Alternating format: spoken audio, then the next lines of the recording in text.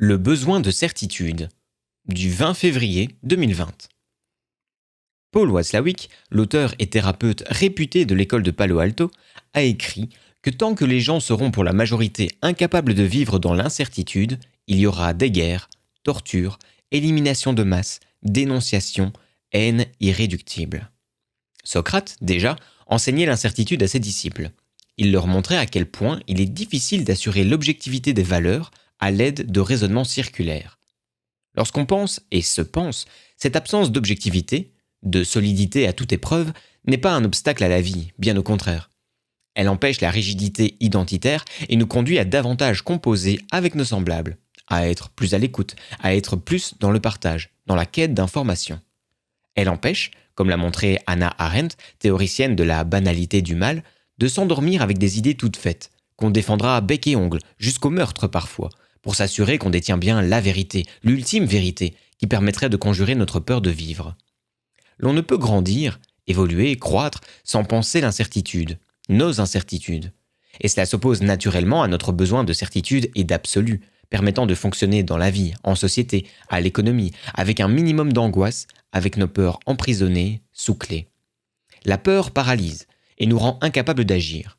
Le moyen primitif que nous utilisons tous, en totale inconscience, pour vivre sans peur, donc sans trop se poser de questions, est de se blinder de certitude.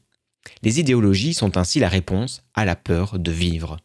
Nous ne pouvons échapper à la peur face aux contraintes et événements imprévisibles de la vie, face aux déceptions, face à la solitude.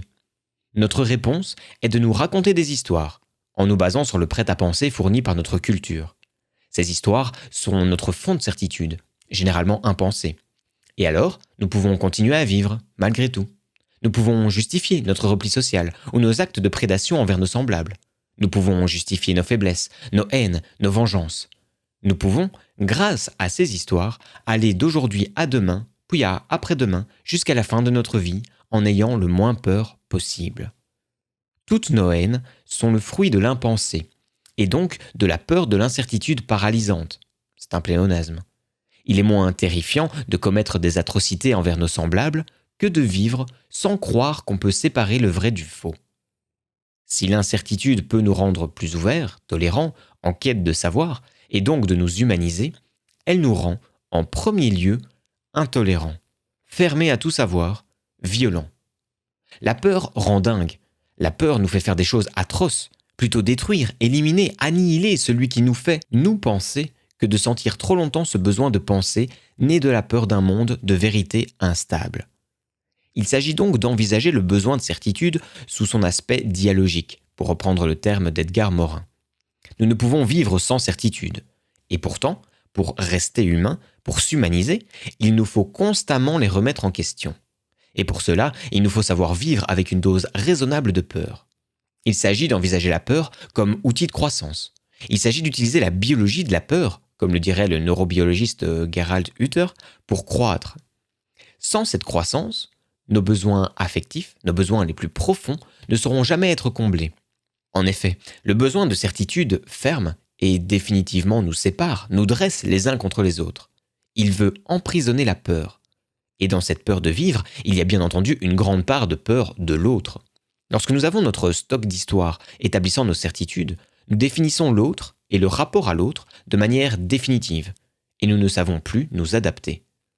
L'échec affectif est ainsi assuré, puisque tout bouge constamment, tout nous stresse donc. En voulant conjurer notre peur par la fixité, en figeant nos pensées, en voulant figer les autres pour mieux les contrôler, nous ne pouvons la conjurer par la croissance née de l'adaptation, basée elle-même sur le fait de se penser soi. Mais souvent, la peur de se penser, qui est aussi une peur de ressentir, est si terrible car établie dans l'enfance et programmée dans notre cerveau et emprisonnée dans tout notre corps, à notre insu, que la croissance semble interdite. Nous butons en nous-mêmes, menés par nos frayages neuronaux, les neurosciences, et prisonniers de notre cuirasse caractérielle, selon Wilhelm Reich. Ne sachant plus croître, voulant éloigner absolument toute peur, toute remise en question de nos limites, nous devenons porteurs de haine. Une haine qu'il faut bien décharger dans le monde, sous peine d'en être les premières victimes, noyées par elle. Peter Levine, spécialiste des traumatismes, utilise le concept d'externalisation de la souffrance pour parler de cette haine qu'on projette sur un monde terrifiant, sur les autres, afin de mieux se contrôler. Le contrôler, les contrôler. Ainsi, même chez des disciples proches de Socrate, on va trouver un comportement destiné à reprendre le contrôle. Alcibiade et Critias, terrifiés par l'enseignement de l'incertitude des valeurs, vont proclamer l'inversion des valeurs. L'idée que les belles et bonnes valeurs ne sont pas stables, sûres, comme émanant d'une volonté divine absolue, va les pousser à vouloir adopter les valeurs inverses. En gros, puisque le bien n'est pas posé de manière irréductible, et sans plus avoir à y penser, puisqu'il faut toujours penser le bien pour ne pas faire le mal, alors faisons le mal. Car c'est simple et sûr de faire le mal. On n'a plus à penser. Nietzsche également, tout comme Stirner, a fait ce chemin d'inversion des valeurs. Il a voulu enterrer Platon, les valeurs religieuses, en leur substituant la pensée de force supérieure qui peut tout se permettre. Finalement, que dit-on d'autre dans le cas d'Alcibiade, Critias, Stirner ou Nietzsche que ceci ? Le monde étant ce qu'il est, soyons aussi durs que lui, et place au fort. Il s'agit bien, dans ces déclarations cyniques, entretenant haine et guerre et non-amour, et donc frustration terrible et hautement paradoxale du déclarant, de se raconter une histoire pour ne plus avoir à penser ni à se penser.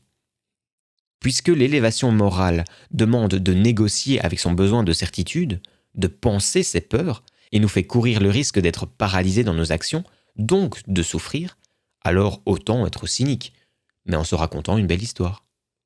Le cynique, quel que soit le masque qu'il va porter, et nous sommes tous portés au cynisme compte tenu des valeurs très nietzschéennes de notre société, est prisonnier d'un paradoxe, autant qu'il est prisonnier de ses conditionnements.